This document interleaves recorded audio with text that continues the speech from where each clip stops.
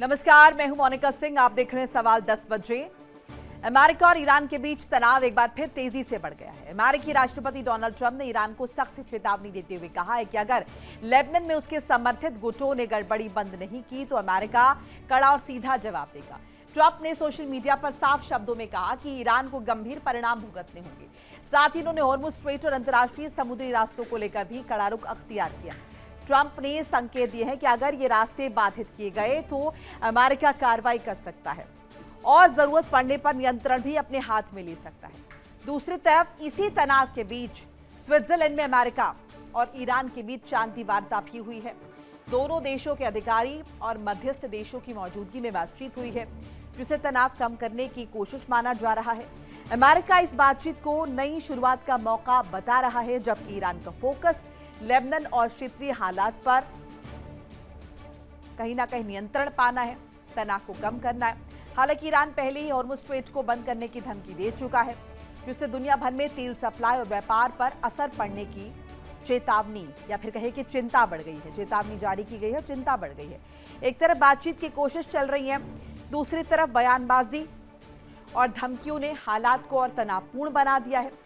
अब देखना यह होगा कि ये तनाव बातचीत से खत्म होता है या किसी बड़े टकराव की तरफ बढ़ता है।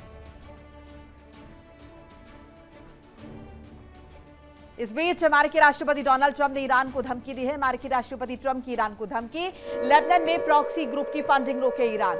फंडिंग नहीं रोकी तो गंभीर परिणाम भुगतने होंगे, हम ईरान पर बड़ा हमला कर सकते हैं, ये डोनाल्ड ट्रंप की तरफ से कहा गया है। तो साफ तौर पर धमकी दी गई है ईरान को अमेरिकी राष्ट्रपति डोनाल्ड ट्रंप द्वारा।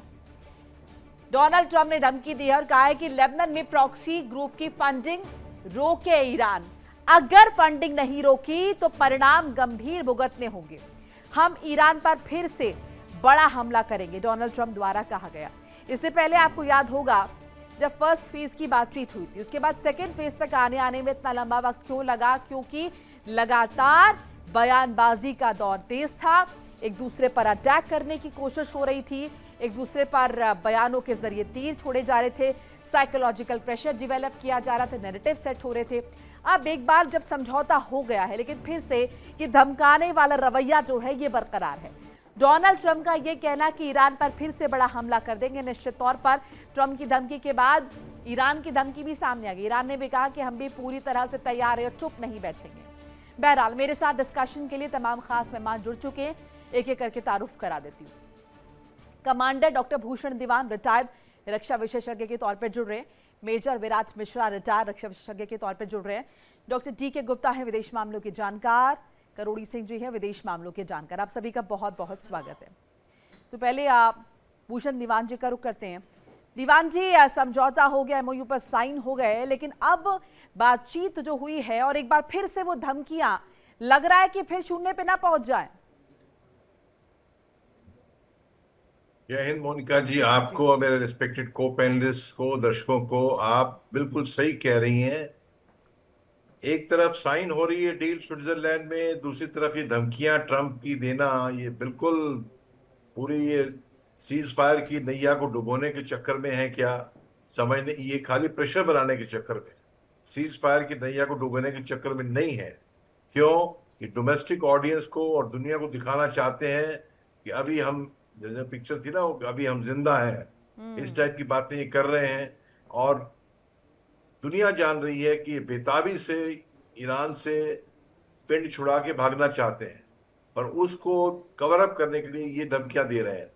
पर ये धमकीबाजी से जो टाइट रोप वॉकिंग जो कर रहे हैं ईरान के साथ, इसमें बड़ा भारी प्रॉब्लम आ जाता है कि कोई human error on the ground हो जाए, कोई सिर्फ कमांडर, चाहे अमेरिका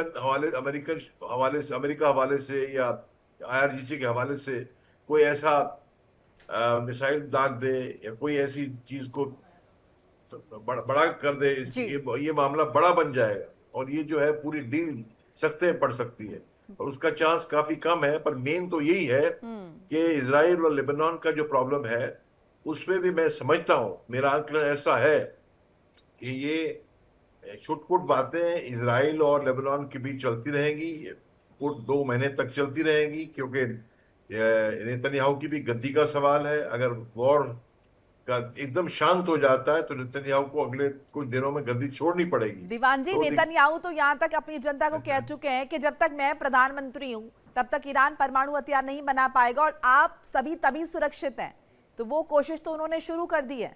हाँ, आप बिल्कुल सही कह रहे हैं मोनिका जी। है, देखिए कथनी और करनी में बहुत अंतर होता है मोनिका जी, आम जीवन में भी और पॉलिटिक्स में तो बहुत ज्यादा ही होता है।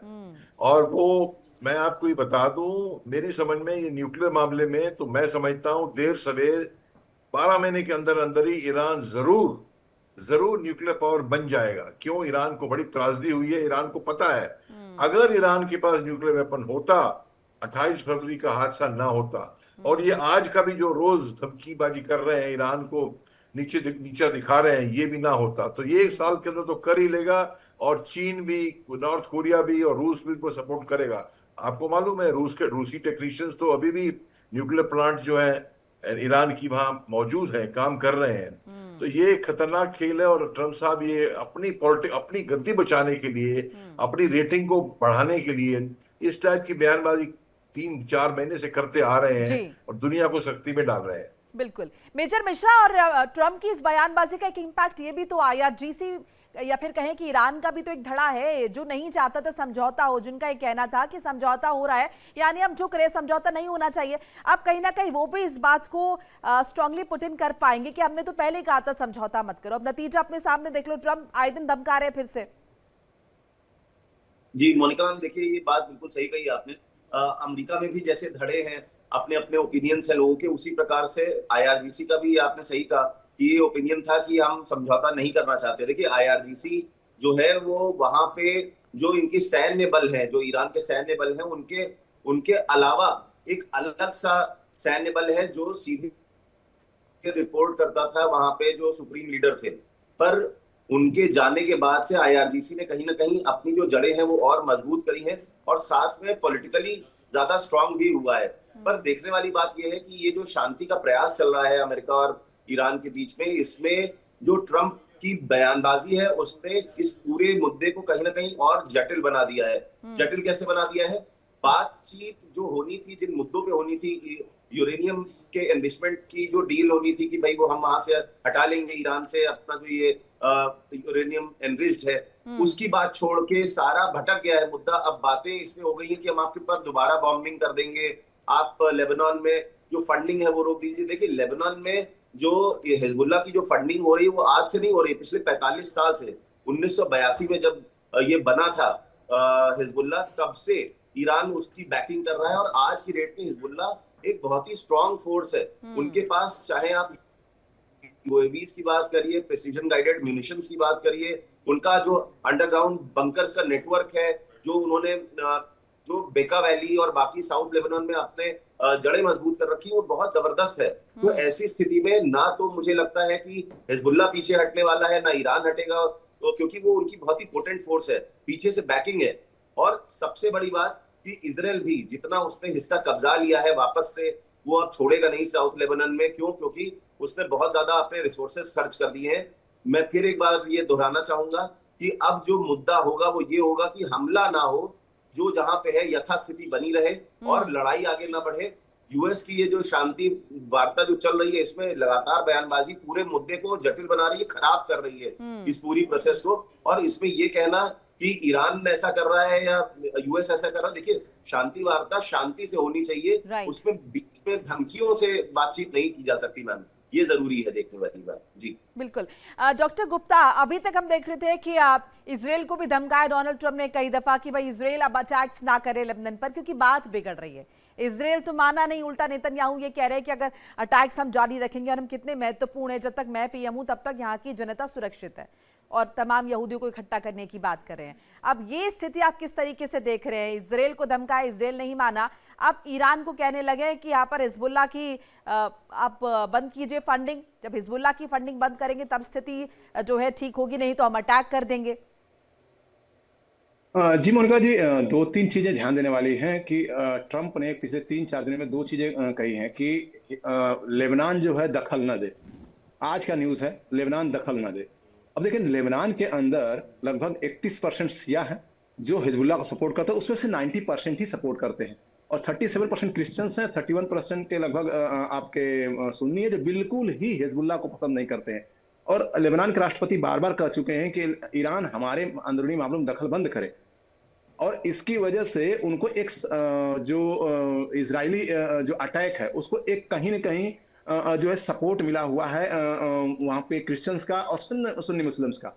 और उसके साथ साथ अमेरिका को भी उसमें एक सपोर्ट मिलता है, क्योंकि वो हिजबुल्लाह से लेबनान के लोग अपना इजाद चाहते हैं किसी भी तरह से। और मैं कई बार एक लगातार इसको दोहराता रहा हूं कि अमेरिका का पर्पज यहाँ पे ईरान को हराना नहीं है, ईरान को इंगेज करना है। और इंगेज किया 2-3 महीने तक, उसकी इकोनॉमी डमाडोल हो गई। अब फिर से उसने जो जो शर्तें रखी हैं $300 बिलियन का और 24 का, ये सब चीजें टूल्स हैं, टूल्स हैं कि जब निगोशिएशन के दौरान बातें होंगी तो हम बहुत सारे टर्म कंडीशंस रखेंगे, और उन उन चीजों पे आप इसको खर्चा कर सकते हो जो कि अमेरिकन इकोनॉमी को हेल्प करेगी। मिडिल ईस्ट के और देश जो है अमेरिका के दोस्त हैं उनको हेल्प करेगी, तभी होगा। जो ईरान मानेगा नहीं, तो कहीं ना कहीं कन्फ्रंटेशन चलता रहेगा। और ये चीज जो है इजराइल के लिए, देखिए इजराइल को ना सपोर्ट करने से ज्यादा रेटिंग गिरती है ट्रंप की अमेरिका में, बजाय कि ईरान को धमकी देने से। इसलिए इजराइल को नहीं छोड़ सकता अमेरिका। वहां पे राष्ट्रपति हार जाते हैं चुनाव अगर इजराइल की बुराई करते हैं तो। कमला हैरिस पिछली बार 5 दिन के अंदर उनकी रेटिंग इतनी खराब हो गई थी क्योंकि उन्होंने इजराइल की तारीफ कर दी थी। तो जो डेमोक्रेट्स जो इजराइल को पसंद नहीं करते हैं उन्होंने उसके खिलाफ नोट दिया, और सेफोलॉजी में 4% वोट अगर आगे पीछे हो गया, सरकार गिर जाती है कम से कम 50-100 सीटों से। यही चीज है। तो इजराइल को वहां की जो लोकल पॉपुलेशन है, जो क्रिश्चियनिटी है, यहूदी है, वो नहीं छोड़ सकते, क्योंकि लॉबी भी है, फंडिंग भी है, और मोरीबर वो लोग पसंद करते हैं मिडिल ईस्ट के अंदर कि ईरान ही एक हमारा इंटरफेस है। तो सब मिला जुला के यहाँ पे अमेरिका का काम है कि ईरान को इंगेज किए रखना, चाहे बातचीत के थ्रू चाहे किसी भी थ्रू, उसको इंगेज रखना है, वो कहीं पर भी रिग्रुप ना कर पाए। ये ब्रॉडर सेंस है अमेरिका का। और उसके साथ साथ जैसे मामला यहाँ ठंडा होगा, उसके बाद कहीं दूसरे एरिया में जहां पे कि हेजेमोनी अंग्रेजी में बोलते हैं, हमारे यहाँ धाक बोलते हैं, धाक जमाने के लिए कहीं और एरिया में वो अपना दखल देगा। तो अमेरिका की इकोनॉमी ऐसी है, 4 उसके इस समय इंटरफेस है। एक तो अपनी कोई भी टेक्नोलॉजी ट्रांसफर नहीं करनी है। देखिए चाइना को एआई ट्रांसफर नहीं कर रहा, भारत का तभी समझौता हुआ था कि उसमें से बोला है कि पार्लियामेंट से आपको, कांग्रेस से सपोर्ट अप्रूवल लेने के बाद ही टेक्नोलॉजी भारत को चाइना को दे सकते हैं।